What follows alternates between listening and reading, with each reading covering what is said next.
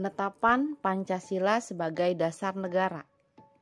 BPUPKI memubarkan diri setelah menyelesaikan tugasnya serta mengusulkan dibentuknya PPKI sebagai langkah nyata untuk membentuk suatu negara. Sementara itu, kedudukan Jepang dalam Perang Dunia Kedua semakin terdesak. Pada tanggal 7 Agustus 1945, Jenderal Besar Terauchi menyetujui pembentukan PPKI atau Dokuritsu Junbi Inkai yang bertanggung jawab melanjutkan pekerjaan BPUPKI serta mempersiapkan segala sesuatu yang diperlukan karena akan diadakannya pemindahan kekuasaan dari Jepang ke Indonesia.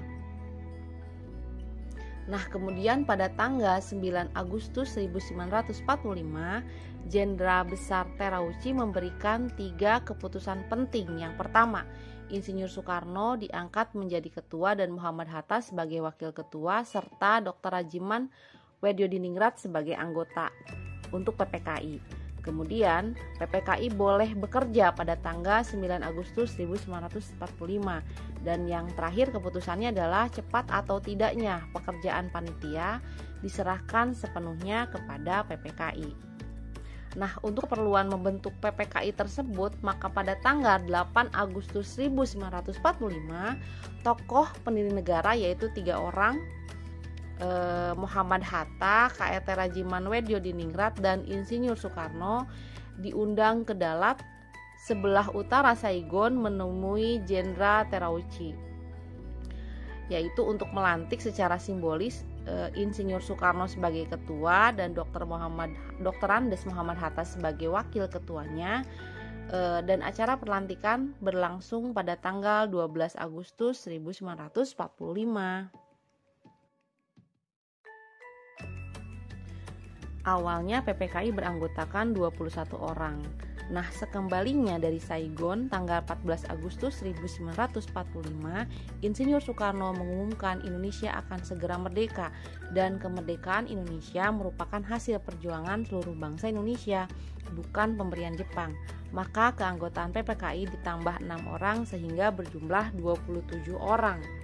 Nah, di antaranya selain Insinyur Soekarno dan Dr. Andes Muhammad Hatta ada Ki Bagus Rajiman Hadikusumo, kemudian Oto Iskandar Dinata, Mr. Puja, kemudian Dr. Samratulangi, kemudian Mr. Muhammad Hasan, Abdul Wahid Hasim, kemudian RP Suroso dan lain-lain. Jadi banyak sekali ya karena 27 orang anggota dari PPKI ini.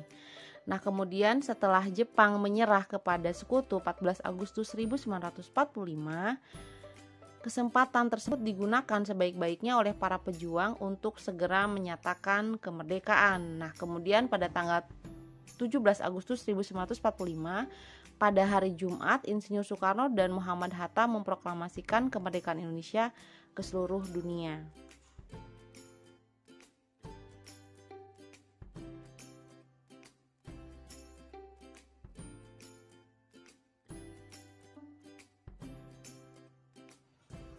Sidang PPKI. Tanggal 18 Agustus 1945, PPKI melaksanakan sidang dan menghasilkan keputusan. Yang pertama menetapkan Undang-Undang Dasar 1945, kemudian yang kedua memilih presiden dan wakil presiden, yaitu yang menjadi presidennya adalah Insinyur Soekarno dan wakil presiden adalah Muhammad Hatta. Ketiga, membentuk Komite Nasional Indonesia Pusat. Salah satu keputusan sidang PPKI adalah mengesahkan Undang-Undang Dasar 1945. Dalam pembukaan Undang-Undang Dasar 1945, alinea 4 tercantum rumusan sila-sila Pancasila sebagai dasar negara. Nah, walaupun dalam alinea 4 ini tidak termuat istilah Pancasila, namun yang dimaksudkan dasar negara Republik Indonesia adalah Pancasila. Sejak saat itu, bangsa Indonesia bertekad menjadikan Pancasila sebagai dasar negara kesatuan Republik Indonesia, dan jika merubah dasar negara Pancasila sama dengan membubarkan negara hasil proklamasi. Nah, ini tercantum dalam TAP MPR nomor 20 MPRS 1966.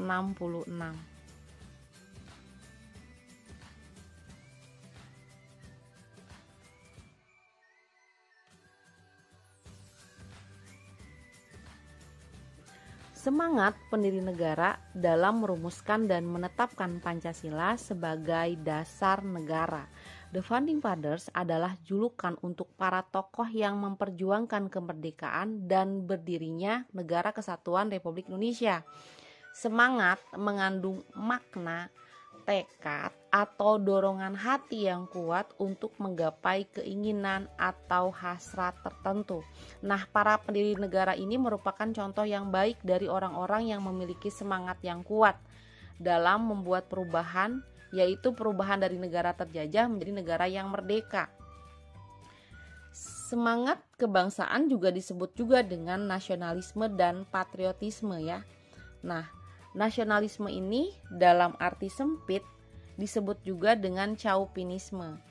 Chauvinisme pernah dipraktikkan oleh Jerman pada masa Hitler 1934 sampai 1945. Nah, paham tersebut menganggap Jerman di atas segalanya di dunia. Jenis nasionalisme yang kedua adalah nasionalisme yang dalam arti luas atau yang berarti positif. Nasionalisme dalam pengertian inilah yang harus dibina oleh bangsa Indonesia karena mengandung makna perasaan cinta yang tinggi atau bangga terhadap tanah air dan tidak memandang rendah bangsa lain. Dalam mengadakan hubungan dengan negara lain, kita selalu mengutamakan kepentingan bangsa dan negara, serta menempatkan negara lain sederajat dengan bangsa kita.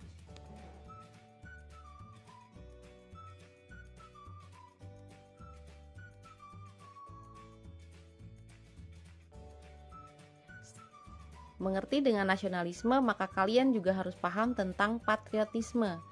Patriotisme berasal dari kata patria yang artinya tanah air. Kata patria kemudian berubah menjadi kata patriot yang artinya seseorang yang mencintai tanah air. Patriotisme berarti semangat cinta tanah air atau sikap seseorang yang bersedia mengorbankan segala-galanya untuk mempertahankan bangsanya. Patriotisme muncul setelah lahirnya nasionalisme, tetapi antara nasionalisme dan patriotisme umumnya diartikan sama. Jiwa dan semangat bangsa Indonesia untuk merebut kemerdekaan sering juga disebut sebagai jiwa dan semangat 45. Nah, diantaranya yang pertama, pro patria dan primus patrialis. Yang kedua, jiwa solidaritas dan kesetiakawanan dari semua lapisan masyarakat terhadap perjuangan kemerdekaan. Ketiga, jiwa toleran atau tenggang rasa antar agama, antar suku, antar golongan, dan antar bangsa. Keempat, jiwa tanpa pamrih dan bertanggung jawab, serta yang kelima adalah jiwa kesatria dan kebesaran jiwa yang tidak mengandung balas dendam.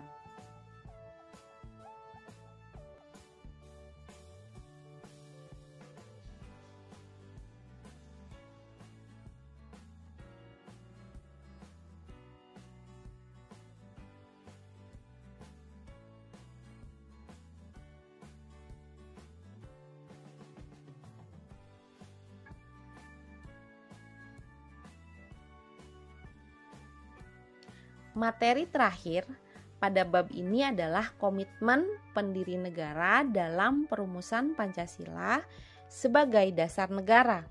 Makna komitmen adalah sikap dan perilaku yang ditandai oleh rasa memiliki, memberikan perhatian, serta melakukan usaha untuk mewujudkan harapan dan cita-cita dengan sungguh-sungguh. Seseorang yang memiliki komitmen terhadap bangsa adalah orang yang akan mendahulukan kepentingan bangsa dan negara di atas kepentingan pribadi dan golongan.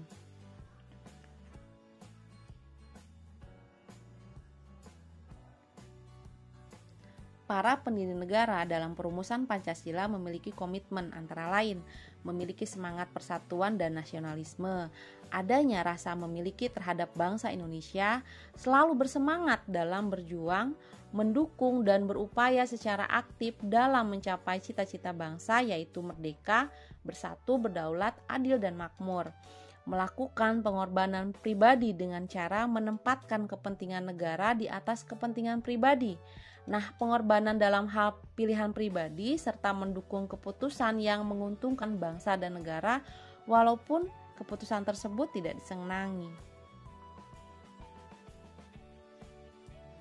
Komitmen generasi bangsa.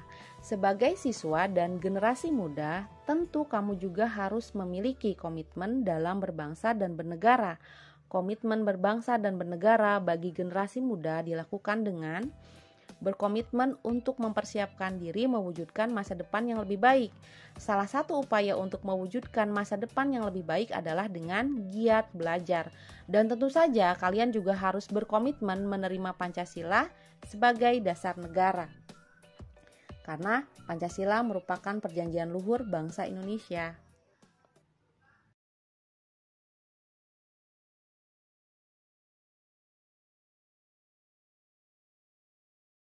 Terima kasih, sampai bertemu pada materi selanjutnya.